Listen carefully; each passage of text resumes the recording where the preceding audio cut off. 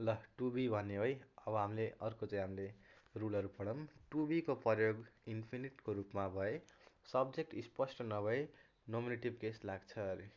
I would not want to be भन्ने लाग्यो नि, यहाँ टु बी प्लस इन्फिनिटिभ भने टु बीको प्रयोग इन्फिनिटिभको रूपमा भयो नि त, इन्फिनिटको रूपमा, त्यही भएर सब्जेक्ट स्पष्ट छैन। I would not want to be भनेर चाहिँ स्पष्ट छैन नि त, त्यही भएर त्यहाँ हि लाग्यो भनेको छ। अब यो चाहिँ के हुन्छ, कोही ठाउँ प्रोनाउन युज हुन्छ भनेपछि हि लाग्छ भन्ने बुझिन्छ सजिलैसँग होइन। अब यसको सेन्टेन्सले के भन्नु खोज्यो भन्ने बुझेपछि त्यस्तो चाहिँ धेरै घोक्नुपर्छ भन्ने भएन।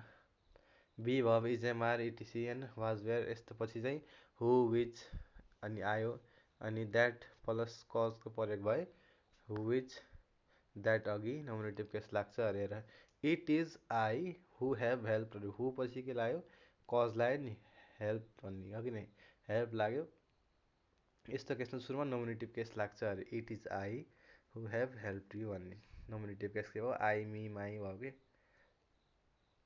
सुरुमा थियो नि पर्सनल प्रोनाउन तिनी भनेको।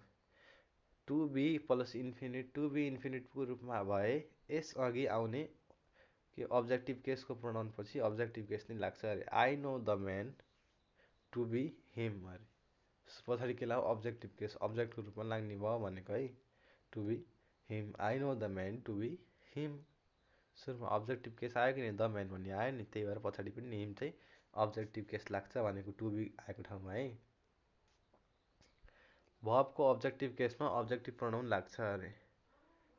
भबको अब्जेक्टिभ केस हुन्छ नि हेर, त्यसमा अब्जेक्टिभ प्रोनाउन लाग्छ अरे।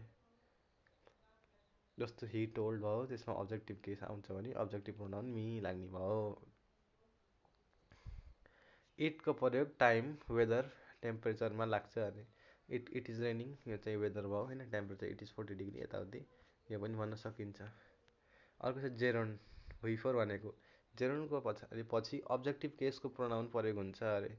टकिङ हिम, जेरोन भयो पछाडि अब्जेक्टिभ केसको प्रोनाउन हिम होइन, हर चाहिँ हुने भयो कि।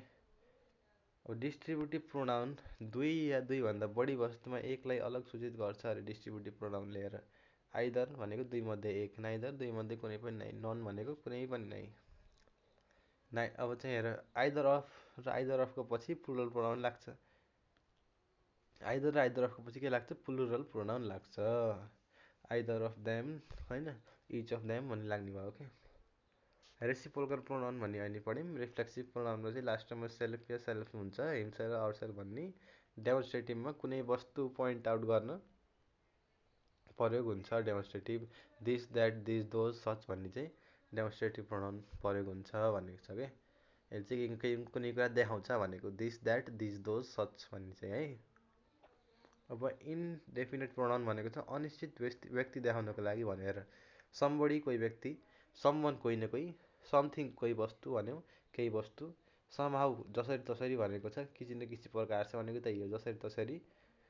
सम प्लेस कुनै ठाउँ, कहीँ न कहीँ भनेको सम प्लेस, अनि समटाइम केही कहिलेकाहीँ भनेको, समवाट केही केही भनेको, समवेयर भनेको कुनै ठाउँ भन्यो, एनीबडी कोही पनि, एनीवन कोही पनि, अनि एनिथिङ केही भए पनि भनेको छ, एनीहाउ जसरी भए पनि, एनीवेयर जहाँ भए पनि भनेको छ।